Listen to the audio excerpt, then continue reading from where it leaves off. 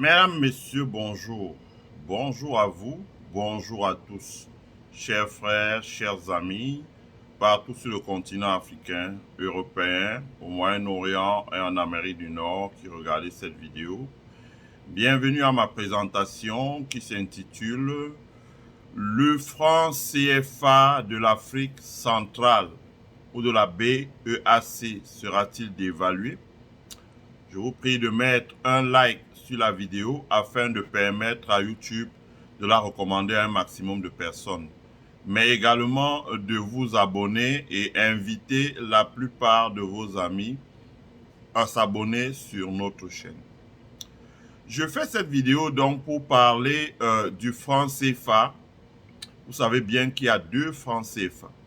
Il y a le franc CFA qui est placé sur la gestion de la BCAO, la Banque des États, la Banque centrale des États de l'Afrique de l'Ouest.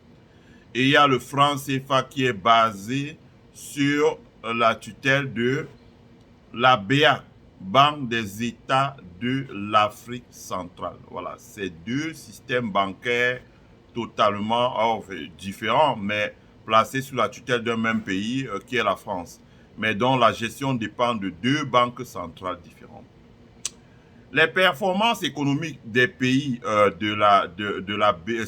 dont la Banque centrale et la BCAO sont meilleures. Hein. Je ne vais pas donner les chiffres là parce que j'aimerais que chacun aille faire des recherches sur la toile pour s'apercevoir lui-même des chiffres. Donc les performances économiques de ces pays sont meilleures. Malgré la guerre au Burkina Faso, au Mali, au Niger, il y a une bonne tenue des économies. Les économies qui marchent plus ou moins bien. Je me base pas seulement sur le taux de croissance, mais je me base surtout sur les investissements. Investissements dans l'agriculture, investissements dans les infrastructures, les équilibres au niveau des agrégats économiques. Et ce qui m'intéresse ici, ce n'est pas le produit intérieur brut, c'est la balance commerciale, c'est le solde de la balance commerciale. Ça veut dire la différence entre les importations et les exportations, la balance des paiements, la différence quand on ajoute en plus les intérêts, les transferts et les paiements, remboursement de la dette ou bien les dettes contractées. Donc l'aspect cash inflow, outflow pour la comptabilité nationale des États. Donc cela permet de se percevoir que la performance des États qui relèvent de la BCAO est meilleure que ceux qui relèvent de la BA. En l'occurrence, dans la BA, il y a trois faits qui amènent les opérateurs économiques, les investisseurs, sur les marchés et même dans la vie réelle à s'interroger. Trois faits. Il y a d'abord, d'une part,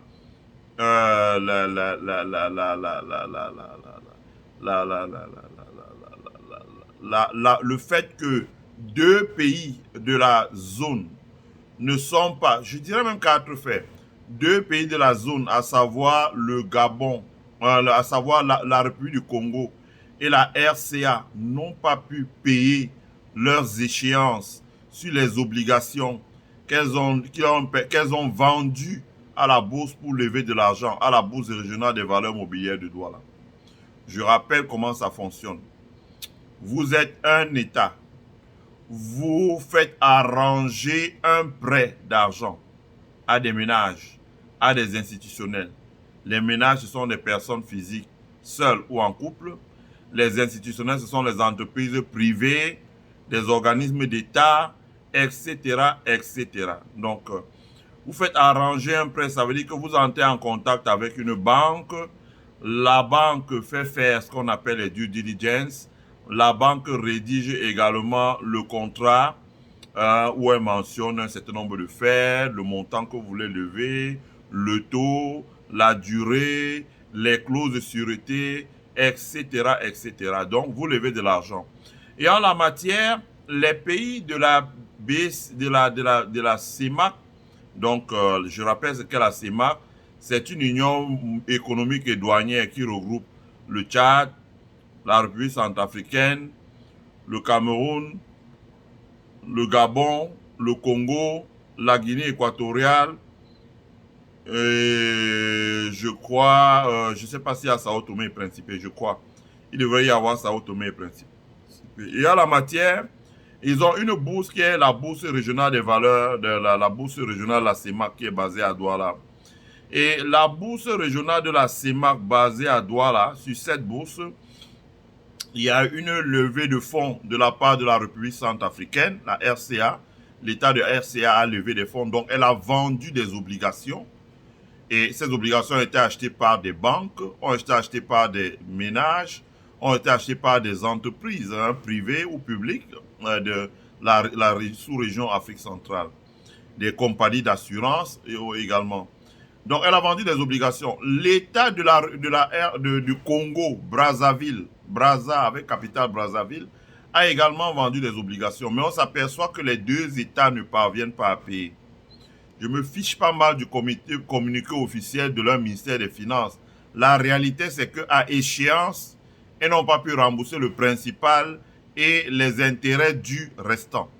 Donc, le premier pas a été franchi par la République du Congo qui, après un communiqué de diversion, a sorti un communiqué qui consiste à demander un rééchelonnement sur 10 ans de la dette.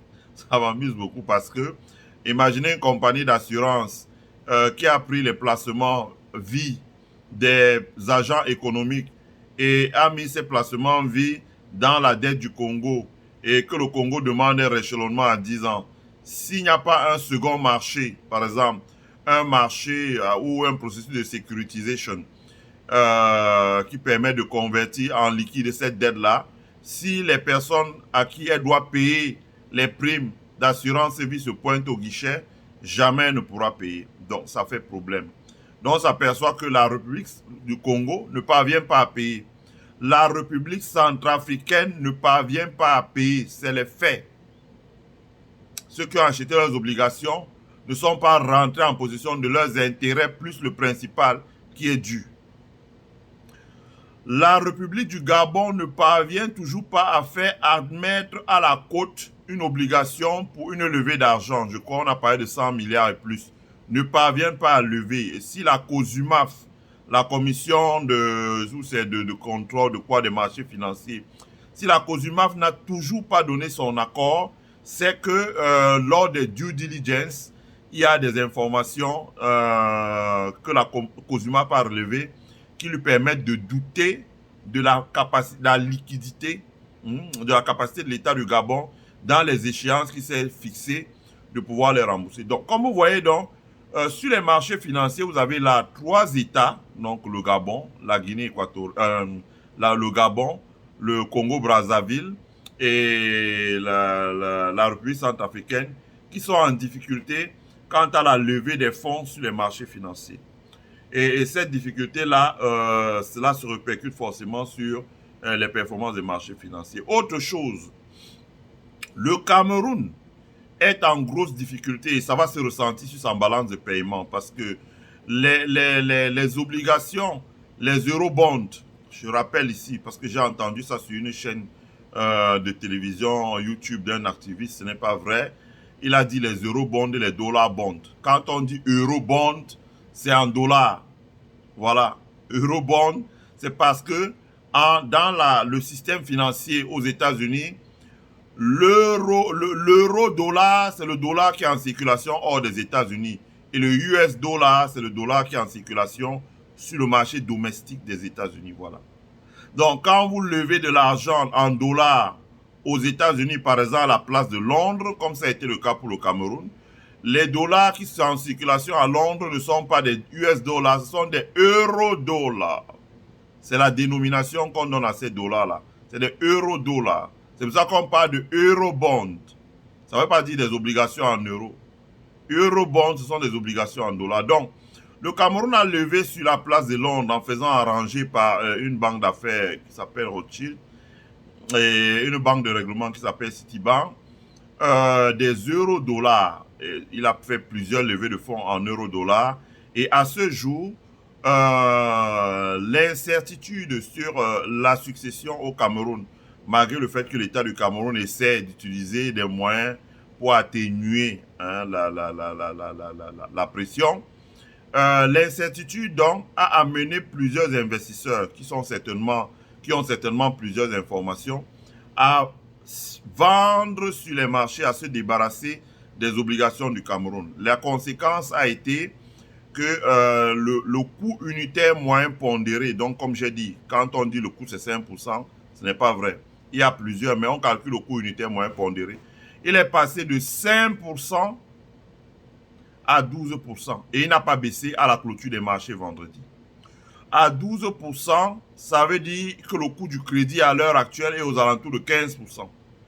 Ça veut dire que si l'encours de l'obligation du Cameroun sur les marchés financiers était de 2000 milliards, par exemple, des eurobonds, le gouvernement camerounais doit rembourser chaque année 5%, par exemple. Donc, avec les coûts, avec d'autres frais, ça va à 6%. Ça veut dire que le gouvernement camerounais doit débourser 6% de 2000 milliards. 6% de 2000 milliards, ça fait 120 milliards. Et comme le paiement est par semestre, donc tous les 6 mois, le gouvernement doit débourser 60 milliards. Ce qui se passe à l'heure actuelle, c'est que le Cameroun va débourser non plus les 60 milliards, mais sur 15%, le gouvernement camerounais doit débourser 20 fois 15, ça fait 300 milliards. Donc, il doit débourser 300 milliards. Et comme c'est semestriel, à la fin d'année, le gouvernement camerounais doit s'attendre à débourser 150 milliards. Donc, là aussi, les investisseurs, vu la capacité financière actuelle du Cameroun, s'attendent à ce que le Cameroun ne puisse pas payer et demandent, par exemple, un rééchelonnement de cet emprunt-là. Donc, ça crée un problème qui fait que dans les milieux de l'économie et de la finance, les gens se posent la question, est-ce que le franc CFA de la CEMAC ne sera pas dévalué? Ne sera pas dévalué, la question vaut la peine d'être posée parce que si les pays de la zone Afrique de l'Ouest commencent à se développer, commencent à valoriser leur potentiel minier, relancent l'agriculture pour équilibrer la balance commerciale, ça veut dire que quand on voit le Burkina Faso, ils ont misé énormément sur l'agriculture.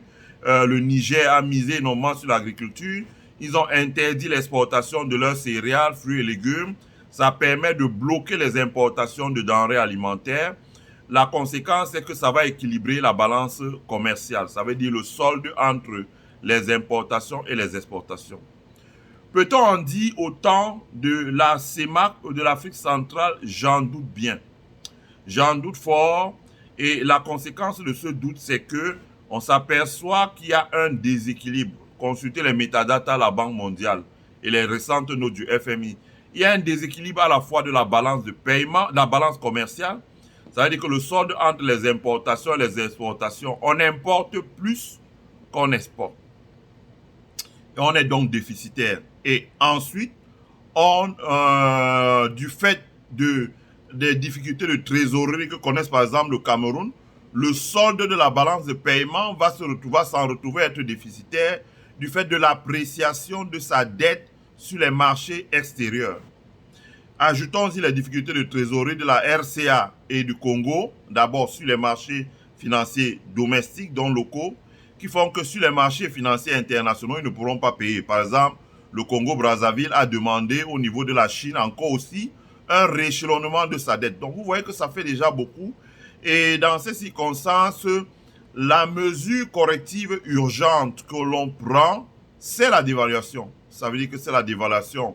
C'est l'abaissement de la valeur faciale de la monnaie domestique par rapport aux devises internationales fortes, que sont le dollar, que sont le yen, que sont l'euro, que sont le franc suisse, hein, que sont la livre anglaise, etc., etc. Mais plus large aussi par rapport à un panier de monnaies maintenant que peuvent être le pesos brésilien, le dollar canadien, le yuan chinois, etc., etc.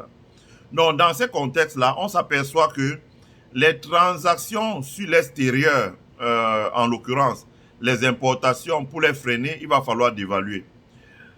Ça, c'est la première solution. La deuxième solution, c'est de faire un plan avec le FMI pour soutenir la balance des paiements. C'est l'un des rôles du Fonds monétaire international pour soutenir la balance des paiements. Mais en contrepartie, il faudra faire des concessions sur les coupes budgétaires énormes. Par exemple, au Cameroun, vous avez vu le Fonds monétaire commence à dire il va falloir couper les subventions à l'importation, le subventionnement du carburant. On va voir comment ça va se passer quand on sait que toutes ces entreprises qui manipulent le carburant appartiennent à des pontes du régime. Voilà, ce sont leurs entreprises. On va voir comment ça va se passer. Deuxièmement, ça va créer un renchérissement du coût de revient des marchandises, du coût de revient des produits fabriqués. Je prends un exemple. Un boulanger utilise énormément le gazoil dans le processus de pétrissage et de cuisson du pain, des gâteaux, etc. etc. S'il y a un renchérissement du coût du gazoil de 20%, cela va obligatoirement se répercuter sur ses prix de vente au guichet et à la clientèle. Donc, comme vous voyez, la question se pose, rien n'est à exclure. Comme j'ai dit, soit on dévalue, si on ne dévalue pas, il faudra faire un plan avec le Fonds monétaire international. Et à ce moment, le Fonds monétaire international va faire un apport en liquidité, un apport en devise, en liquidité, pour pouvoir permettre de rééquilibrer la balance de paiement. En rééquilibrant la balance de paiement, ça permet de freiner temporairement les déficits, de creusement des déficits de la balance commerciale. Ça permet de faire face, par exemple, aux difficultés que le Cameroun rencontre en ce moment, par exemple, ou le Congo aussi rencontre dû au paiement de leur dette extérieure. Donc, le Fonds monétaire peut, par exemple, décider de racheter les obligations du Cameroun sur le marché mondial pour leur restructurer parce que la France aujourd'hui n'en a pas les moyens vu le montant en cours de la dette. Donc, on va suivre ça. On verra ça. Je dis ça parce que c'est important. Ça fait rire les gens, mais c'est important parce que du coup, dans une circonstance pareille, beaucoup de grosses entreprises sont en difficulté. Beaucoup de grosses entreprises seront en difficulté parce que le secteur bancaire, je prends un exemple, quand le secteur bancaire a mis l'argent dans les obligations du Congo-Brazzaville et que le Congo-Brazzaville ne parvient pas à payer, c'est un mauvais signal. Et beaucoup de grosses fortunes, si je puis dire, ou de gros déposants dans les banques peuvent discrètement retirer leur argent pour aller le placer hors de la zone CEMAC. La conséquence, c'est que ça crée un déficit dans les banques. Vous l'avez vu, 2 banques camerounaises, et pas des moindres, je ne donnerai pas les noms pour ne pas leur faire une mauvaise publicité. Une a procédé à une levée de 100 milliards sur les marchés, ça veut dire qu'elle a des difficultés de trésorerie, c'est un signal. Et une autre a procédé à une recapitalisation, ça veut dire qu'aussi elle a des difficultés de trésorerie. Dans un cas comme dans l'autre, l'un a des difficultés de fonds propres, c'est pour ça qu'il a procédé à une recapitalisation pour augmenter son niveau de fonds propres. Peut-être cela, il a fait sur injonction de la COBAC, la Commission des opérations bancaires en Afrique centrale. Le deuxième a procédé à un prêt. Ça veut dire qu'il a sans doute des problèmes de disponibilité. Disponibilité, de cash disponible. Voilà. Qui fait qu'il ne parvient pas, peut-être ses fonds propres sont encore solides, mais il a un problème de disponibilité. Donc, il lève de l'argent pour pouvoir combler le gap en termes de disponibilité et avoir la certitude qu'il peut servir sa clientèle. Là aussi, ça se fait sous les injonctions de la Commission des opérations bancaires en Afrique centrale. Donc, on va vous tenir en haleine parce qu'il s'agit quand même des décisions. Vous savez vous-même que quand une dévaluation intervient, elle intervient à tout moment. Mais l'hypothèse de la dévaluation, ça il faut le dire clairement, elle est envisageable.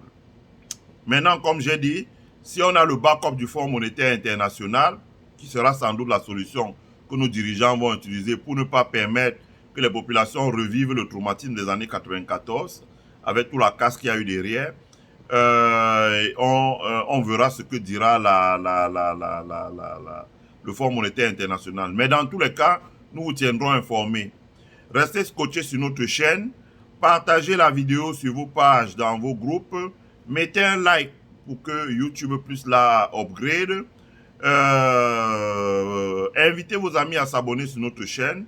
Nous vous remercions par avance et nous souhaitons à tous de passer une agréable semaine. Prenez soin de vous. Bye.